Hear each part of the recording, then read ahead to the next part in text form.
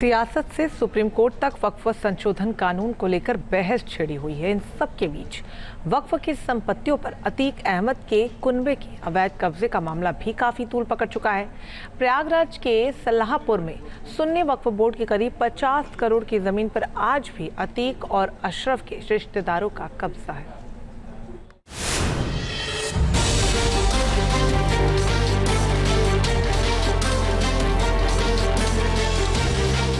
प्रयागराज में mafia brothers Atiq Ahmad और अशरफ ने वक्फ की जमीनों पर खूब कब्जा किया था। न सिर्फ बाहुबली के परिवार ने वक्फ की करोड़ों की संपत्ति पर अवैध कब्जा किया, बल्कि अपने नाते रिश्तेदारों के बीच भी रेवड़ी की तरह वक्फ की प्रॉपर्टी बांटी गई। प्रयागराज जिला मुख्यालय से करीब 20 किलोमीटर दूर सल्लाहपुर में सुन्नी वक्फ बोर्ड की करीब 50 करोड़ की जमीन पर अतीक और अशरफ के रिश्तेदारों ने अवैध कब्जा किया। वक्फ की जमीनों पर यहां मार्केट और बंगले तक बना दिए। वक्फ की संपत्ति के दुरुपयोग को लेकर कई सवाल उठाए जाते रहे हैं और किस तरह से जो वक्फ की संपत्ति है उस पर जो दबंग है, माफिया है, उनका कब्जा हो जाता है। इसकी एक मिसाल आपको प्रयागराज में देखने को मिलेगी। हम इस वक्त सल्लाहपुर बाज़ार में मौजूद हैं और यहाँ पर बड़े पैमाने पर वक्फ की ज़मीन पर कब्जा किया गया है। हमारे साथ संपत्ति की देख रेख करने वाले महबूद अहमद, उनसे बात करते हैं। महबूद जी बताएं, ये वक्फ की ज़मीन है? ये सब वक्फ की ज़मीन है पूरी। इस पर कहाँ कैसे कब्जा कर लिया गया? ये थोड़ा सा एक कमरा है, किराया देते हैं, दूसरे हैं, बाकी अशरफ के साले लोग वो कब्जा किए हैं। अशरफ के साले लोगों ने कब्जा किया? जी, साला तो के सब कब्जा किए हुए। क्या नाम है हम लोगों? जैद मास्टर, शिबली, सद्दाम, यही सब नाम है।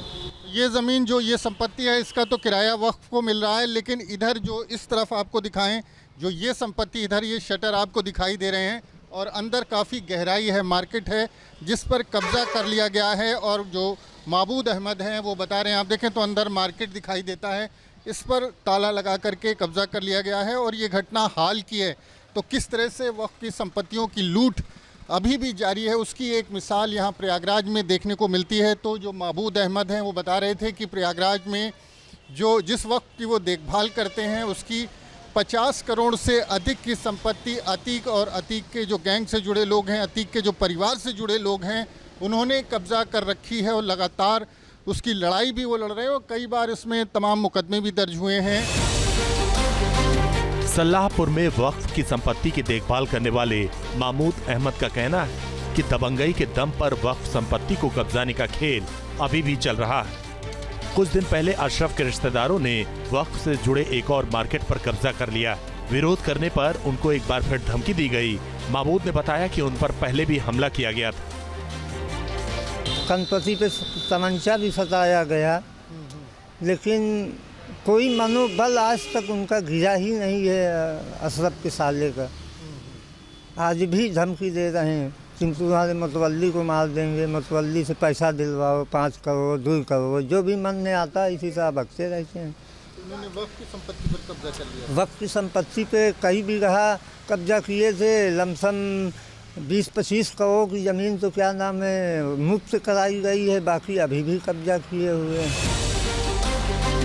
इस मामले में 1.5 साल पहले माफिया अशरफ की बीवी जैनब फातिमा, उसके साले सद्दाम, जैद मास्टर, हटवा के प्रधान सिवली, मुतवल्ली मोहम्मद आसियम और उसकी बीवी जिन्नत और तारिक के खिलाफ मुकदमा दर्ज कराया गया था, जिसके बाद बिना नक्शा पास कराए गए वक्फ की जमीन पर बनाए गए मकान को बुलडोजर लगाकर ढहाया गया। साथ ही साथ माफिया अतीक और उसके परिवार की मदद करने वाले मुतवल्ली मोहम्मद आसियम को उसके पद से हटा दिया गया, जिनकी मिलीभगत से माफिया के लोगों ने करोड़ों की संपत्तियों पर अवैध कब्जे किए थे। अर्शियम और अतीक अहमद और अशरफ, मरहूम अशरफ, इन तीनों ने मिल करके बहुत सारी संपत्तियों को सेल डीड एग्जीक्यूट किए, इलीगल पट्टे किए गए, जिसमें 7 बीघे के अराउंड ज़मीन जो है वक्फ नंबर 67 में पाई गई, जिसमें अभी कुछ टाइम पहले आपको याद होगा पीडीए की एक कार्रवाई में मरहूम अशरफ की पत्नी का मकान ज़मींदोज़ किया गया था, जिसमें से आज तक जो जांच करवाई गई उसमें हम लोगों ने करीबन 1.5 बीघा ज़मीन की रिकवरी कर ली, जिसका अनुमानित कीमत जो 7 बीघा बेचा गया है उसकी अनुमानित कीमत करीब 50 करोड़ रुपए थी। उसके बाद लगातार विधिक कार्रवाई करवाई जा रही। अभी भी बहुत सारी संपत्तियां ऐसी हैं जो उन लोगों के कब्ज़े में हैं, विधिक द्वारा हम लोग उस पर कार्रवाई करने के उसमें हैं। सल्लाहपुर में सुन्नी वक्फ बोर्ड की 250 करोड़ से ज्यादा की संपत्ति थी, जिसमें से 50 करोड़ से ज्यादा की संपत्ति खुद बुर्द कर दी गई। बावजूद इसके नए मुतवल्ली ने वक्फ की संपत्ति को मुक्त कराने का अभियान चलाया है। उन्हें उम्मीद है कि नया कानून लागू होने के बाद वक्फ की संपत्ति को मुक्त करवाने में मदद मिलेगी।